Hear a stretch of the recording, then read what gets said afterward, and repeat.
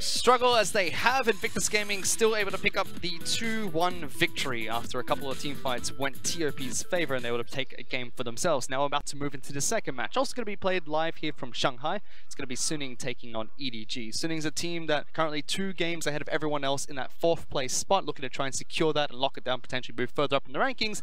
EDG had a decent Rift Rivals showing, then bouncing back into the LPL, dropping a game there, not doing too good so far. They need to secure as many wins as possible. Yeah, Edward Gaming, they've been flashes in the pan. We saw the best and the worst of EDG at Rift Rivals, where you have an incredible miracle performance from the likes of Scout, probably the best that he's ever played. You take a step back, you gasp, and you say, ah, Edward Gaming, they've still got it, boys. And then you promptly see them collapse just the very next game, where everything falls apart. They're losing in their lane, some of their team fighting is very wonky and very bizarre drafting. It was the same thing against their RNG series, you know, they come in swinging, they have a great game with Haro, and then the very next game, when it goes to game 3, they're drafting things like Azir. And 8-13! Well, we haven't seen the FLICKR stream of that chicken for a long time, and hasn't been looking too good for Edward Gaming. They need to try and fix something because they've been dropping matches since Rift Rivals. Sorry, they dropped 1 match since Rift Rivals. They didn't have a good performance during the best of 5 against the LCK in Rift Rivals itself. So something needs to change if this is one of the teams from the LPL that wants to head into Worlds. And there's an interesting matchup between Suning as well as EDG. It's going to be that top side matchup of Ray going against Xiao Ao, because before this split started, that was the contested top laner that EDG wanted to pick up. Yeah, it's no surprise. Edward Gaming tried to throw a big sum to acquire Xiao Ao. They did not get his contract. They went back to Ray, who they'd have previous experience for. And so it's kind of this idea that if Ray doesn't perform today, that feels bad, because you're looking across at the dude that Edward Gaming had been trying to get for so long. And Xiao Ao, he's kind of the big hot thing coming up in the LPL, not just for Suning Gaming, but just in kind of the next level, the next wave of LPL Chinese talent. Now, huge numbers across the board. You can see on the bottom of your screen, and really you just have to think of him as kind of the next coming of Going. He's very good in the lane phase, he's very good in the team fights, just overall a very well-rounded top laner. And I would actually put Xiao Ao either top 3 or top 2 top laners in our league right now. I think just beneath the Shy, but only if the Shy is actually in form. I feel like right now the Shy has slipped down, and we have kind of this competition between Zoom and Xiao Ao about who is going to reclaim that top lane throw. Because even during Spring Split, he looked fantastic on the top side of the map. He's going up against Ray, who has been a solid pillar for EDG so far. Yeah, and Ray has great numbers across the board, but that said, Edward Gaming are winning a lot of their games. He has started popping off on picks like the Cannon. Look for that one. I think it has to be given either a respect ban or some sort of contest there, or at least Suning have to have something in the back pocket to deal with it, because he did go massive on the pick. But we still haven't seen a lot of the resources dedicated for Ray for him to actually shine. And that's just kind of been the curse of Edward Gaming. Like SKT, it feels like if you slide into that team, you are sliding into the cookie mold. Well, we'll have to see if they're able to take it to Suning when they go into this match, especially the top lane matchup is one that we have to look towards. But Suning going to try and use Xiao to the advantage to take down EDG and say, you know what, too bad you didn't get our player. We're going to use him against you. We'll take a look at EDG's lineup. It is going to be Ray, Haro, Scout, iBoy, as well as Mako. And no head or tails of Clearlight. We saw him place the trophy down at Rift Rivals, but he has not made an appearance, and Haro has recently been stepping up. Diversifying his champion pool is now Suning Gaming. It's Xiao Ao, Hacker, Angel, Fury, and Yoon. Angel most recently picking up that pentakill. Yeah, looking good as the new mid laner for Suning. It was interesting to see him actually start for the squad, because there were a lot of questions around Knight's contract for Suning, and he has not played in the LPL so far. Then we saw Fenfen came in, and Fenfen really stepped up for Suning, so we said, you know what, even if Knight's not here, he could be a solid replacement for now. And then suddenly, halfway through the split, they bring in Angel, and he's looking like an even better upgrade. Well, he definitely needs to cut his teeth against Scout, because Scout is probably the playing the best that he ever has. A lot of signature picks. I think the Aurelia in particular. Edward Gaming still one of the few teams that will go back and grab that Aurelia, whereas most LPL teams have moved away from the pick, and Scout is just phenomenal on it. Has Scout improved coming out of Spring Split, or is it just that he's currently on form going into the last few matches he's played? Ooh, I mean, the thing is Scout has always just kind of stood in the shadow of both FLICKR and Pawn. It was a question of what is his potential actually like, where is that ceiling for Scout, and we've seen him scrape it a couple of times, and at Rift Rivals I feel like he really broke through it on that incredible Zoe performance. But what is one game out of the hundreds that we've seen in the LPL? So for me, I'm not ready to go all in on Scout and say that he's an S tier mid laner, but he he definitely has the respect of Edward Gaming, and he definitely has the respect of the other LPL mid laners. So, just my opinion, they think very highly of him. Well, Angel gets a chance to try and go up against him. Hopefully he doesn't shoehorn himself into an Emperor of Shurima pick going into this match, but let's get into the first game and send it over to our casters. 想要征服他人，必先战胜自己。EDG 的队名就是鞭策我们的动力。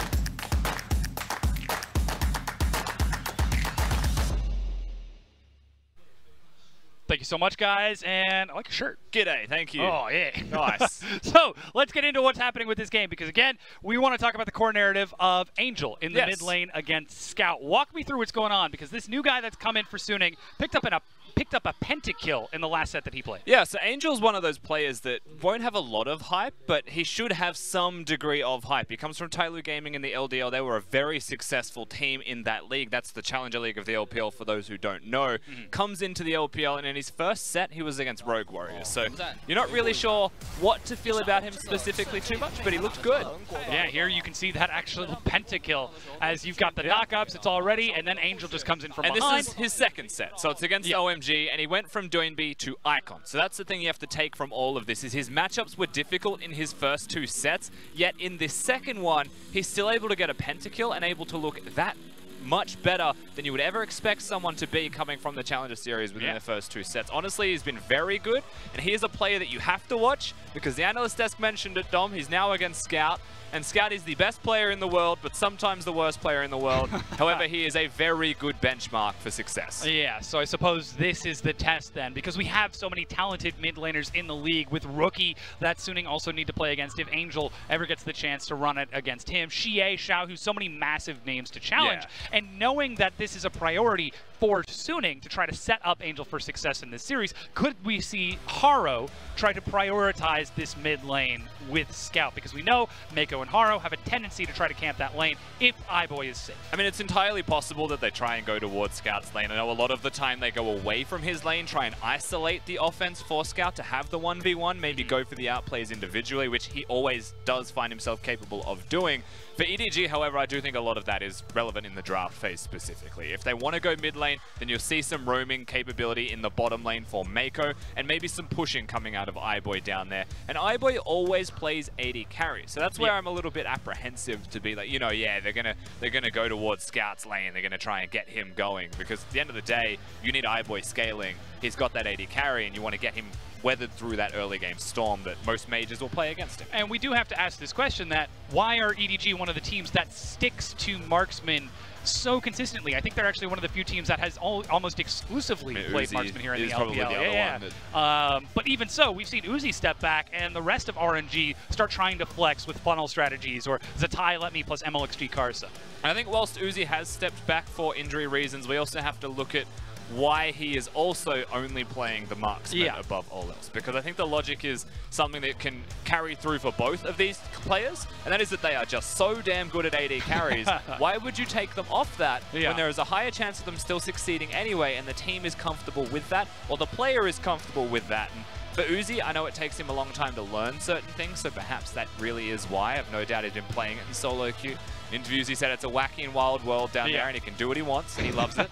For iBoy, I think it's a similar thing. He's just so good at AD carries. Why make him play a mage? It creates such a big scare then for Fury and Yoon, who have to deal with iBoy in that bottom lane, who is so very good at playing those AD carries, because this is the bottom lane that gave Uzi and Ming a run for their money in the finals in spring. This is the bottom lane that went to Worlds in 2017 as well. So there's a lot of experience that up-and-coming Suning need to contend with if they want to try to keep 4th place locked down. But that is an interesting contrast that we'll have to consider as we get closer and closer to that draft phase, is that Fury was very quick to pick up mages. And he was very successful in the mages that he picked up. He looked outstanding. It almost felt like he didn't need to learn them, he already played them. That's how comfortable he felt. But at the same time, he's also played 6 AD carries so far this split, and if we include the cannon, then it's 7. He's been playing a lot of those ADs where applicable to the team composition.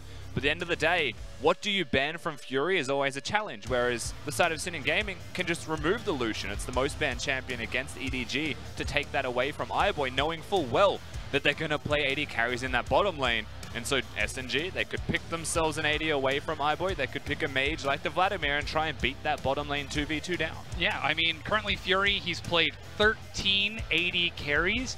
iBoy has played 5 different marksmen down in that bottom lane. So we very well, laners. Yes, again, bottom laners, people, champions in that bottom, playing people in the bottom lane, that would be even more impressive. But then you have to pair those supports up with that. The Yoon versus Mako matchup, where Mako is the shot caller. He's the guy who's providing direction for the team. He's also one of the best, if not the best, supports in the world. Yeah, and the one thing that rings true between both of these supports is their obsession with the Rakan. Yeah, so that is something that, of course, first and foremost, it unlocks Xayah, but secondly, past that, really good engage, really good roaming, really good team play with the rest of your roster. So regardless of what your composition is, Rakan rounds it out with something extra. That's just the strength of the champion. But that's where we deviate from one another. There's a Shen priority for Yoon and a Tahm Kench you would expect from him, but not the case so far this split. Mako's actually the Tahm Kench player. So we find ourselves at a crossroad where both supports kind of want to leave the lane, just in very different ways, where Shen provides a lot of strength in the 2v2, potentially kill threat, and also is particularly powerful against AD carries with their W preventing auto attacks from going off. Tahm Kench wants to save the AD carry, continue to scale up to the mid game, and then roam with iBoy to the rest of the map. Well, it looks like we seem finally ready to get into the pick and ban. We can stop theorizing about what they're actually going to pick and see it in just a moment, as the arena is relatively close to full. We've got a lot of fans here to check out EDG versus Suning Gaming, hoping that EDG can show us that they've still been learning since their loss to RNG. As we get into this pick and ban, Edward Gaming 6-2 taking on Suning in their fight to lock down 4th place in their own conference. We've got the Shen ban away from EDG, taken away from Yoon, Zoe banned away from Scout, but that does mean Talia will fall over to Haro, massive roaming champion. Yeah, Talia available, but so is the Nocturne, so Suning Gaming may not be too concerned about that. Of course, they can just trade junglers across as they like. The risk of Talia is always the flex capabilities, where Nocturne, well, some people seem to believe he can flex into other roles. We haven't seen it, so. Some people? Some people. Yes. The Smite Nocturne mid? Okay, that was me. Was. I was referencing... Some people, it was me. I was referencing Vedius and his mid-Nocturne obsession, but Smite Nocturne mid is me. Well, I'm technically, it falls into the category. You are some people, by all accounts. People, yes. As Swain is locked up for Suning, very powerful flex for the team, expecting it to go to Fury down in that bottom lane. That Camille, great answer for the Talia as well. Yep. Good at taking those scuttles early and trying to contest the early mobility of that Talia. And still can flex. If Xiaoel wants to play it into a certain matchup, he can get himself that pick. So it's one of the strengths of that Camille in the second rotation. And with a couple of the target bans that we have seen here, Galio and Zoe taken away from Suning Gaming, away from Scout, well then it opens the floor to champions like this, the strong junglers and even the Swain running around. Now this would be real interesting if the Talon were locked in this early, as, yeah, he's actually going to lock it right here, right now. Scout saying he wants out of that mid lane no matter what Angel can do about it. Yeah, this is one of those... It's a weird draft decision, I would say, from EDG going for the Talon early. Now, usually if you see something like the Talon, he's going to do burst. He may not kill the target straight away, and it's about how can you hit that burst home on that single target. And if they go 1 damage composition, then you have to try and pick other things that prevent them from surviving. I think taking the Tahm Kench away from Yoon is a good first step on that regard, with the Shen already banned away. So now that the Tahm Kench is picked with the Talon, I do like it a bit more. Perhaps that's why we also see the Shen ban from EDG, and even the Lissandra ban if Scout wants to get a bit frisky with Angel and try to solo kill him in the mid lane. But you talked about that Rakan earlier. That's now locked in for Yoon in the bottom lane. And now we start to see how this composition finishes out for Suning. As an attempt to answer EDG on the far side. They've already got that Camille for a lot of mobility, Talon to try to match it, but that's Talia as well. The big thing that's missing from EDG has got to be a beefy tank. Beefy front line, though. Somebody who can stand in front of this Swain and try to soak some hits. Yeah, definitely. I mean, a tank would go a long way here. Mundo, something for Suning Gaming that could be quite good. I was looking towards the mid lane personally here for Suning Gaming, really wondering what they will pick for themselves. And Orianna came to mind. Of course, Swain can flex towards mid if you would like, but Talon that have a fair amount of control in that 1v1. So I was even thinking towards perhaps the Lulu, and maybe there is a champion that Angel can play that we haven't seen. One of the reasons that he is so good in the Suning Gaming roster is that he is not an Aurelia one-trick, but he also has the Aurelia that is capable of being played. Well, again, this is the big test for Angel. Can he go up against the double-edged blade that is Scout in the mid lane for EDG?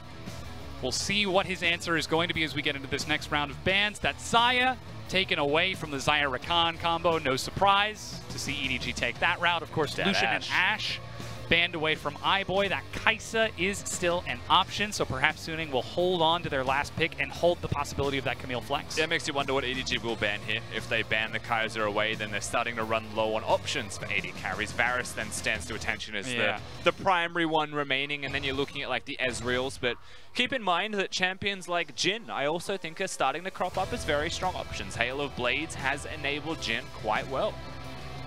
We'll see if we get some creative bottom lanes with a Jhin, perhaps, as Ornn is banned away from Xiao Al in the top lane. So Ray asking for a more favorable matchup. Yeah, opens the floor to the likes of Amundo, but remember that things like Kennen for Ray are still up and available. So pick yourself the tank top lane if you would like, but run the risk of Ray picking anything that he would like against you. So now we see the Vladimir lock in for Suning, and this gives us no clarity.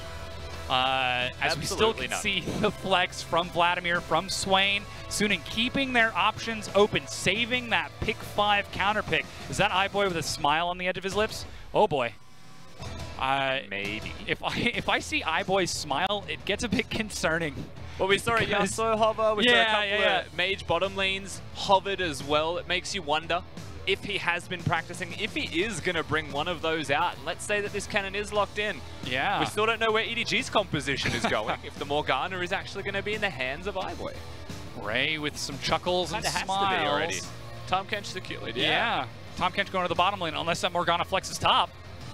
Look, it's happened before. I think it was Marin that played it, and it was bad. What was it that we were just critiquing EDG for in their game against RNG, taking really wacky drafts with an Azir that ended up being wildly out of meta?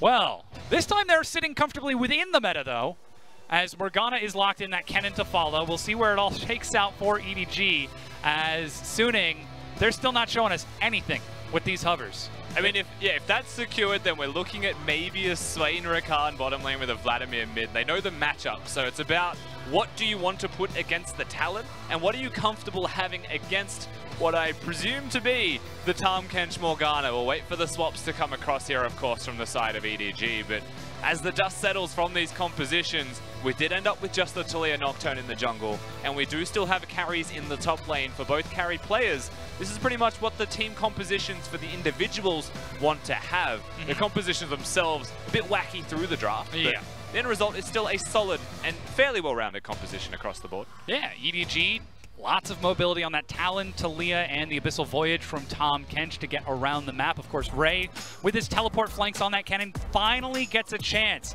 to get his hands onto a carry champion so far. He's played Gangplank twice, Aatrox once, and Kennen 3 times, of which he has a 100% win rate, a 4.5 KDA, as he's going up against Xiao Al on that Camille. So perhaps we will have ourselves a top lane focused day, as our first set was also focused on that top lane. We certainly may. Of course, it's one of those things when EDG plays, where will they focus? Exactly. And you know very well where they will focus. So if we come into this and but it's a Morgana. How can they focus bottom lane if he's on a Morgana? Still Mako, still iBoy, yeah, that's fair. still EDG as a team. So, I mean, it's a very good lane to gank for. So perhaps they all come down there and get fed instead. So. It's not even the CC coming out of Mako. He's got Tongue Lash for a slow, and then it's up to iBoy to land the stun. So even in that regard, they're taking the power out of Mako and investing it into that Morgana. Perhaps so. Of course, a lot of the macro then does go into Mako's hands, which seems to be perfect for the captain and shot caller of the team. Haro now coming into the roster. It's not Clearlove, 7 now Clearlove. I don't know why I added the 7. He's not going to be playing today, and it's Haro's birthday, so he gets a chance to jump onto the Rift and celebrate in style, as Mako and iBoy can come to him. Yeah, that very well could be what we see. Following up on the Talia, who sets the pace of the game. Maybe as a birthday gift, he'll get the shot. Who am I kidding? That's how it's that going to happen. I just realized that Suning Gaming are Harry Potter. It just occurred to me that they've got the... How are Suning Gaming Harry Potter? The lion? Yeah, the lightning on his head. That is an old meme. I just realized. Are you having fun there in Jurassic Park, digging up old dinosaur bones of memes there, Rusty? Anyway, let's hear from the crowd on their support for EDG versus Suning.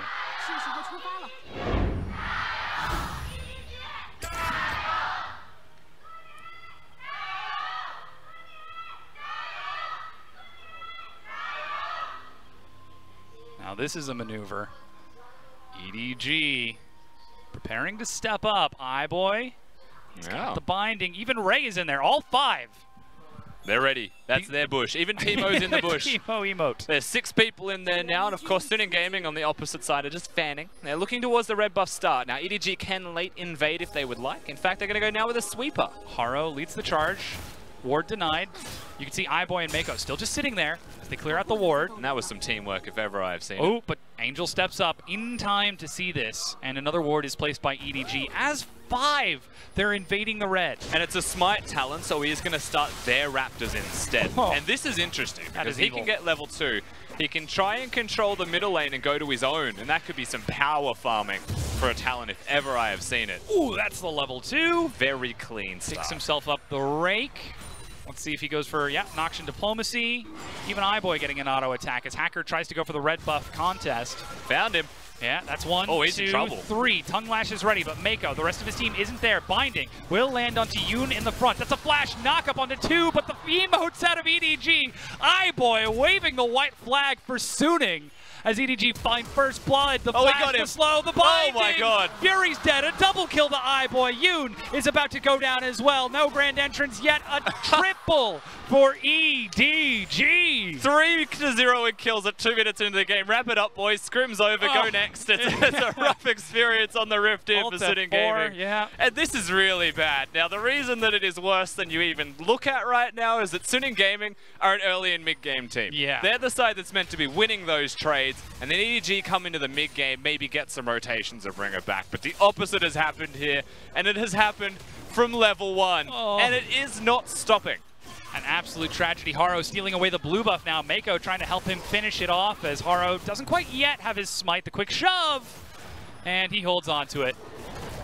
Happy birthday, Haro. You get double buff, but no assists. He wasn't allowed to move there, or the reset on I know. aggro would have been very tragic. But even when Mako passed it over, it was getting a bit iffy. Oh, as- Angel. Ooh, Angel. Yeah, like you said, this is his test.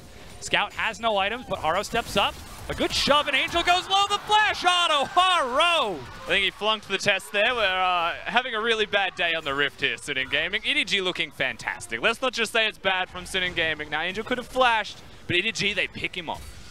And they do find themselves 4 kills to 0. 3 minutes in, nearly 2,000 gold ahead. Hacker, I think this is his first buff of the game. Yeah, it looks 3.5 minutes in. There he goes. From Scuttle. No, he's done. Okay, yeah, it's his first buff, but I think he went Wolves, Scuttle, Blue. Ooh. Trying to avoid the opposing junglers and support. Sprinting away from Mako. Of course, he was pushed away from red at level 1 when he tried to trade and tried to go for vertical jungling. And that's the biggest takeaway from all of this, is that EDG, they had a plan, and they followed that with a step 2 and a step 3, and they had all of the plans in place, and it worked for them. You can't just take our side of the map. iBoy holds mid. He gets a bit of fun, but also holds the wave there to stop the Swain from hard pushing. And then he comes down with the Tahm Kench to bottom lane via red buff, where they find the Nocturne. So everything going right here for EDG from the very beginning, as they planned. And that's what we like to say about EDG. If they have the time to set up and plan in advance, their mid-game tempo control is the best in the league. But they had a plan for the early game this time as, Scout. He's holding on to the smite, steals away a large raptor before leaping away from the never move. Interesting. Yeah. The snare still carries through the vault. Yeah, it doesn't help him with the tumbling. Doesn't cancel him halfway or anything. Talon seems to complete it no matter what. He is a very committed parkour enthusiast. He is. Well, you can't go half and half on parkour. I feel like that is a recipe for disaster. That's fair. Halfway through a jump, you can't exactly regret the decision. Decide to bail, yeah.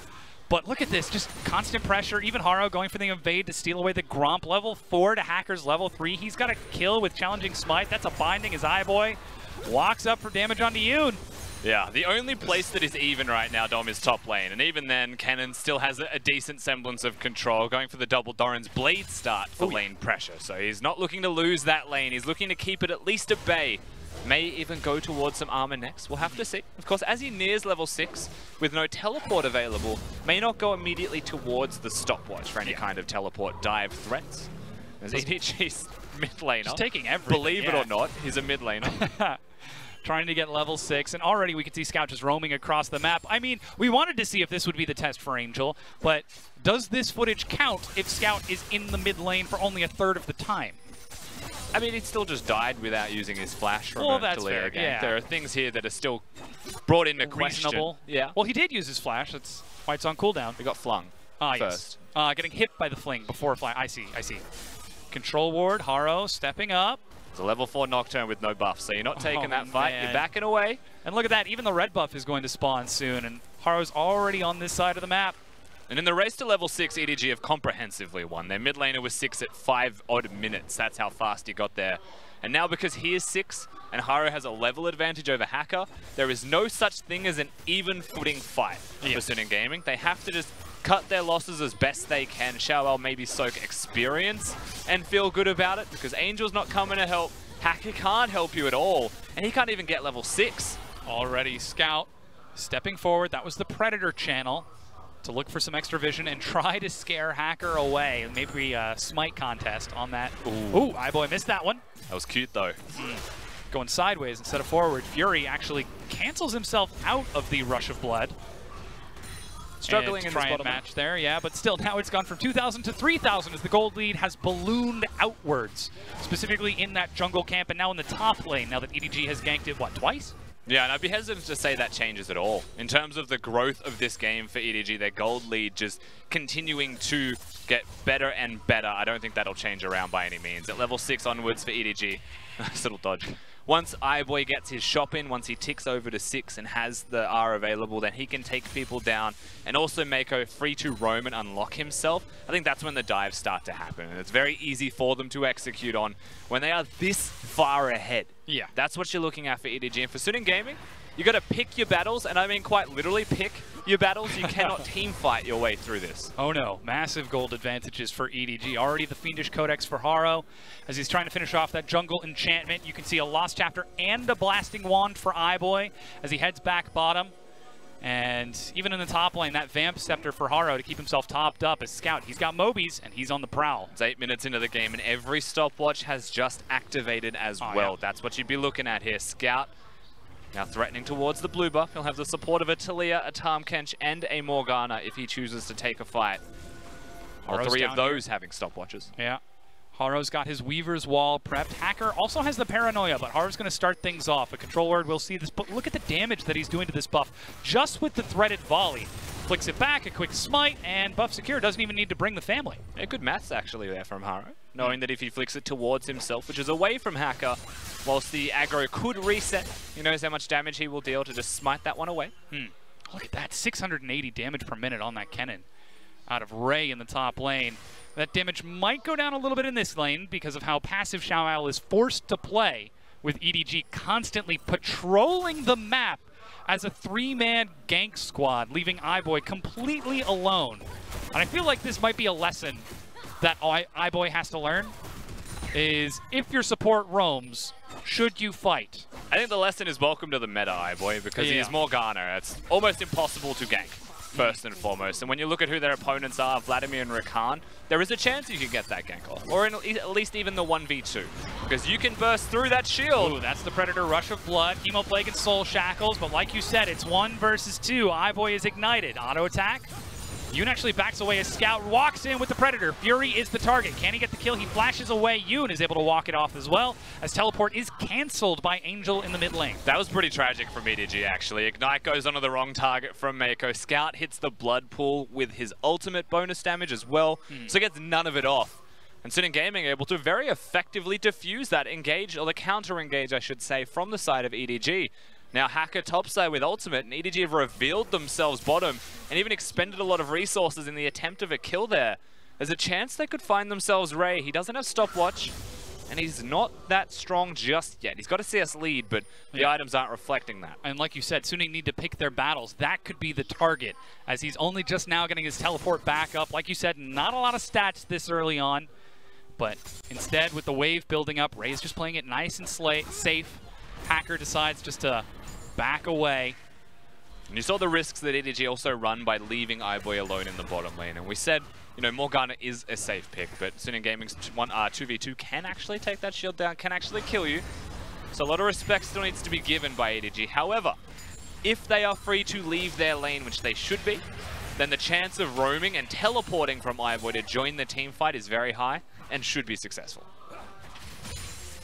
for now, he's still sitting in that lane. Haro pinging down to the bottom as that Infernal Dragon looks like his target.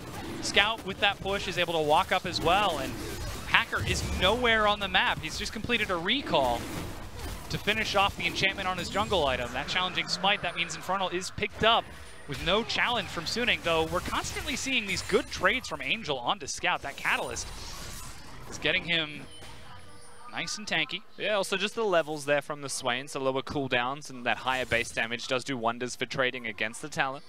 Of course, it's just a smite in the mid lane, no ignite, so a lot less kill threat onto a Swain in general. But look at this.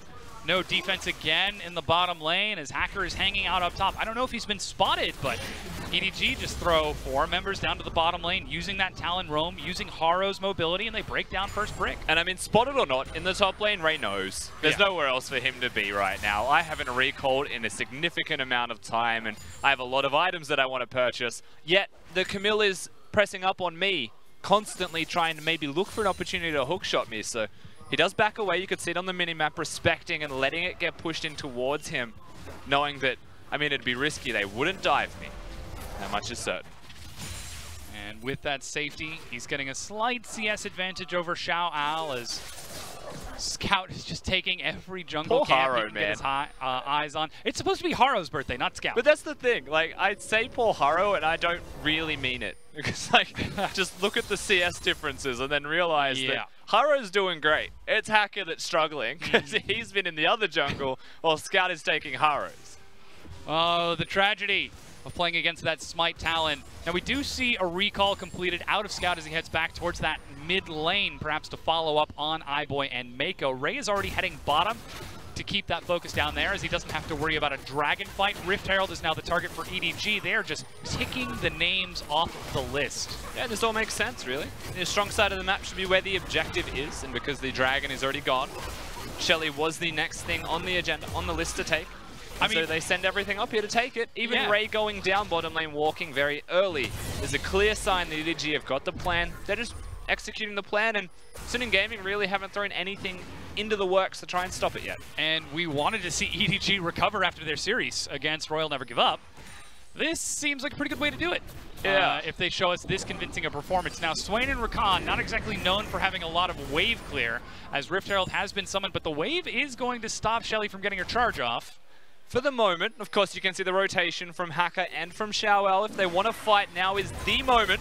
That's the quickness engage onto Mako in the front. He manages to pick up iBoy and reset it with the soul shackles from inside. Fury hops underneath, tries to get the heal. He's able to get himself up, but with Ray teleporting in, a huge demon flare gets a lot of damage, and finally the quick flash is going to trade over another kill, but at what cost? Yes, they managed to find one, but they've lost 3, and Shelly is still going. Yeah, they're losing turrets at the same time. Xiao has been putting in a lot of work, and Suning Gaming, ultimately, they still do okay in that fight. It's not reflected through the kills, and that's the real tragedy here for Suning Gaming as the end result. It looked promising, but EDG still get that straight victory as a result of the fight, and things still going well and truly in their way, even with Shelly added into the mix. On the upside, it's not a perfect game for EDG. Hey, that's true. Are on the board, but it's 5,000 gold. Weaver's oh my god, he's on. And there goes the ultimatum. Ray's actually on the wrong side of this. Haro is doing damage. Ignite burns him down. Yoon goes low, and Ray gets the kill. Even turning onto Xiao Al in the back.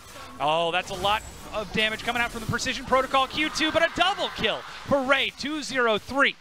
Yeah, Xiao desperate. Ray knows his damage, and in the end, he is there to pick up the slack. And one of the most amusing interactions that you'll see from the Talia with the Camille following no matter what. Now, you see the fight that happens in the mid lane. Fury gets bursted out, so he is just left to die sooner or later. Ray coming in does most of the work here, frankly. And whilst he doesn't have the stopwatch, doesn't need it, because no one's touching him. Xiao flashing just to get the kills. Scout's been free to burst that entire time, and if Mako's the only one that dies from EDG, then you'd say that was a pretty good fight. Even the damage that we saw out of Angel with the 5-man fully charged Demon Flare wasn't enough to try to reset that. You said Suning need to pick and choose their battles. Well, they chose.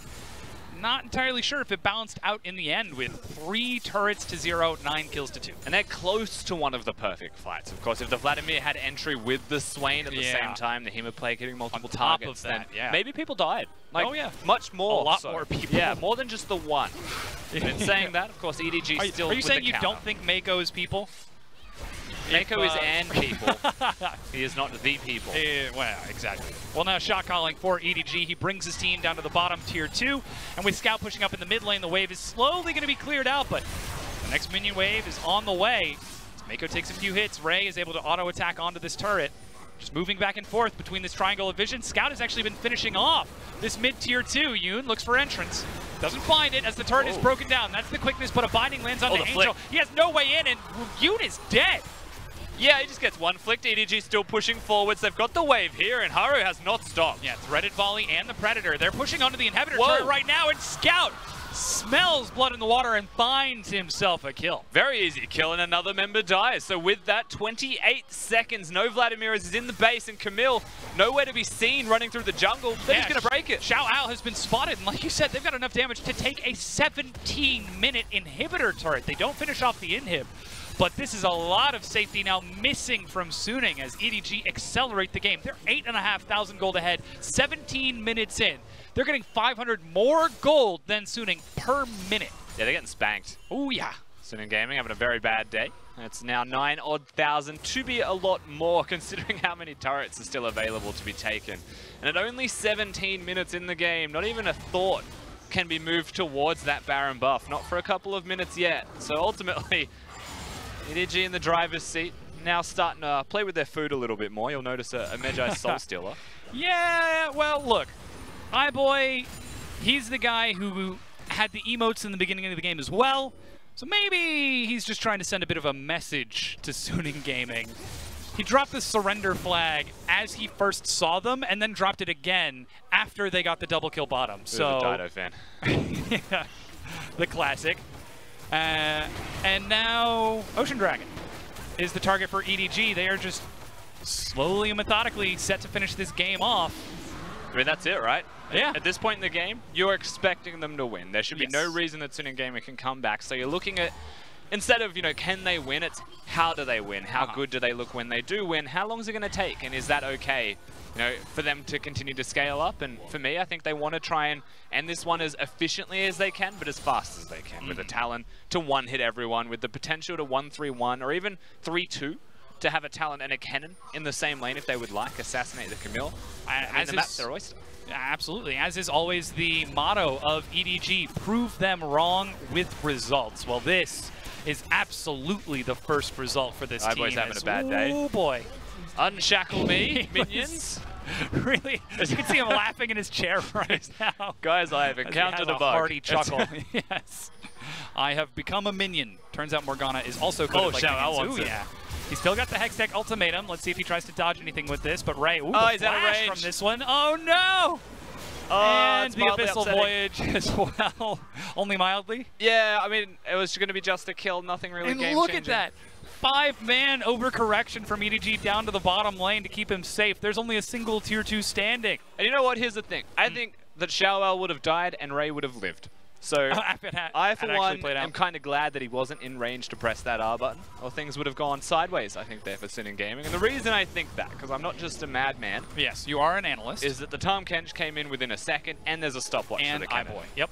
So really, the chance of getting that kill was a lot lower than it looked. Plus, it was a nice start from Xiao. Yeah. Slim to none, and Slim's out of town.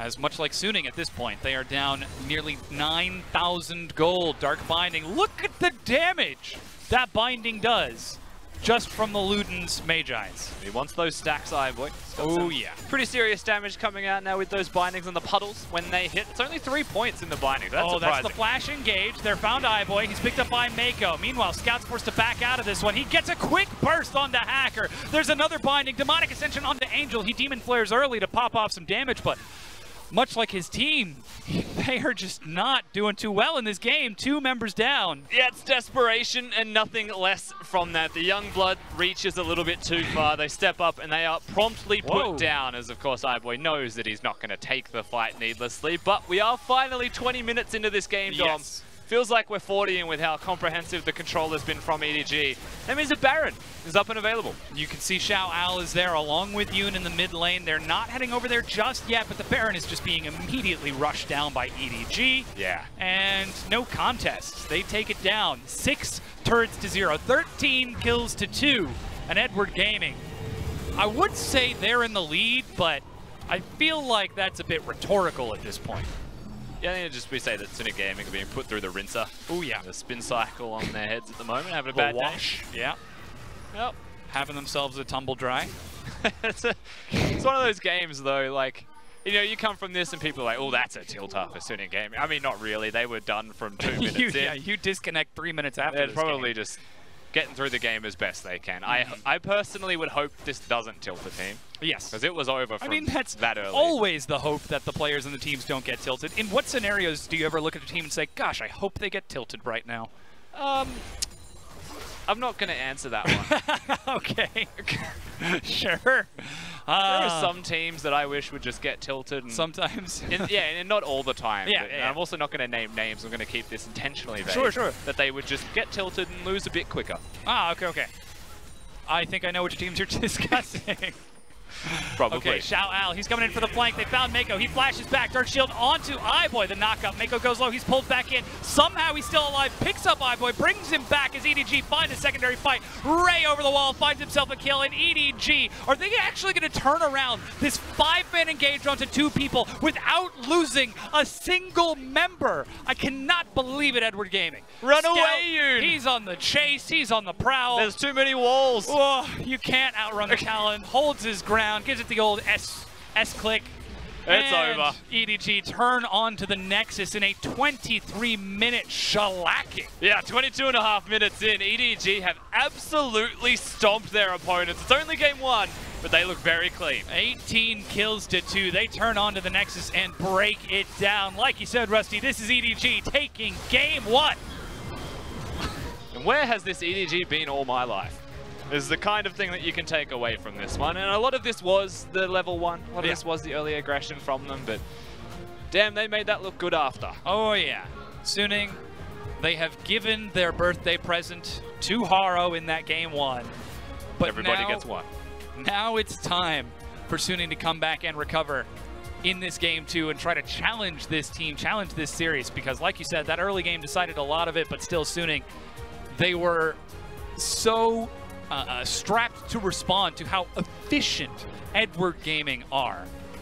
At least were in that game 1. I think that's some of the most efficient rotations early game that we've ever seen from this team. And it looks pretty good overall from EDG. It's hard to fault them. Of course, there were moments maybe where things could have gone a bit awry if the game was even, but it definitely was not. And you could see that EDG were just having, you know, a little bit of fun added to it, a bit of extra flavor into the game. And at the end of the day, EDG looked good. Suning Gaming, I respect the way that they lost. It wasn't a gracious defeat. They didn't stop themselves from dying. They threw themselves at their opponent, and I think that's one of the key separators between us and the LCK. It's instead of, you know, waiting for your opponents to make a mistake, they acknowledged they were behind, and they said, well, we'll just throw ourselves at them, throw the kitchen sink with us, and even tell Raz's mum that we're throwing the kitchen sink beforehand, because it's a really big deal here.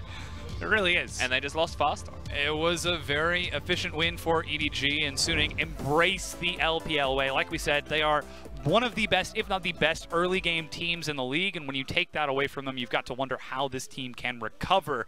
And now we've got to look towards this game too and see whether or not they can get the mental reset, because we still saw some good plays. Angel got a massive 5-man Demon Flare for huge damage after being against a roaming Talon in that lane, so there still is potential. I mean, if there's anything you take away from that game, there is solace in the fact that your team fighting still looked decent. You just lost very early, so I expect very easy mental reset to be seen from Suning.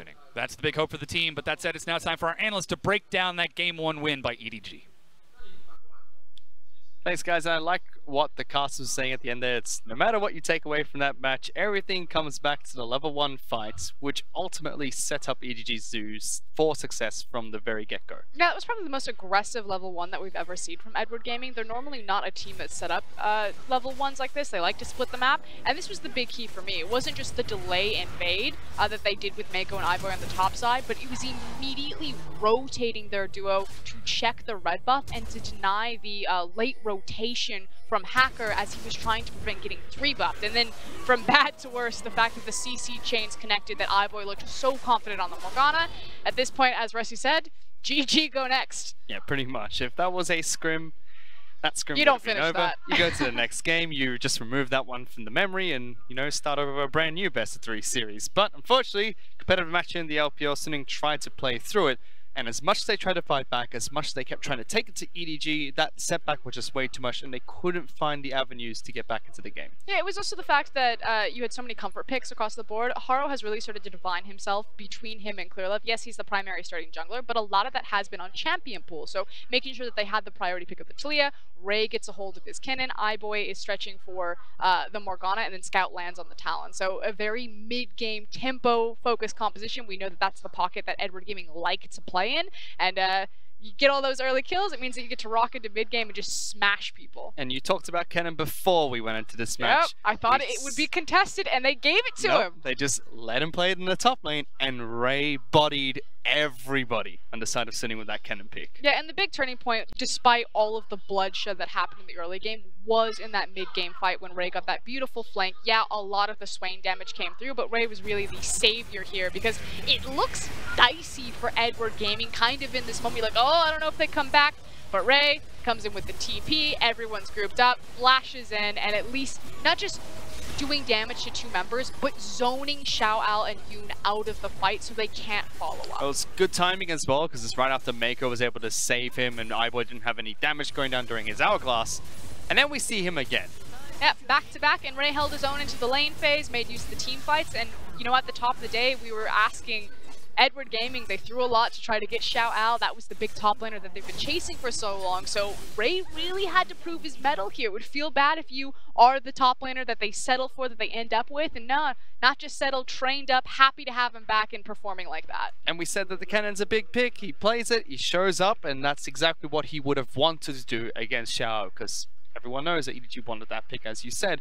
But he wasn't the only person from EDG that performed well. Scout seems like he's going to continue following through with his form. Picked up Talon in the mid lane and had a decent performance in the champion. And a lot of that has been Scout's synergy building back up with Haro. Like, don't get me wrong, Scout played well on the Talon, did his job, but I feel like a big thing was how confident Haro was being on that Talia. I liked the early itemization of the Zhonya's Hourglass, especially across from a Nocturne, because constantly when Talia has all that gold and they're trying to dive in or catch Talia out when she's setting up her walls, you know, separated from her team, has the Hourglass able to absorb a lot of the initial advance and then wait for the rest of his team to catch up. Yeah, well, Haro gets a nice stopwatch for his birthday, but a Scout that picks up the MVP for Game 1, putting on a phenomenal performance on Talon. 7, 0, and 8 on that roaming Talon with Smite. And at what point am I going to change my mind on Scout and actually resign myself that he is one of the best mid laners in the LPL? I don't know if I'm willing to give him top 3.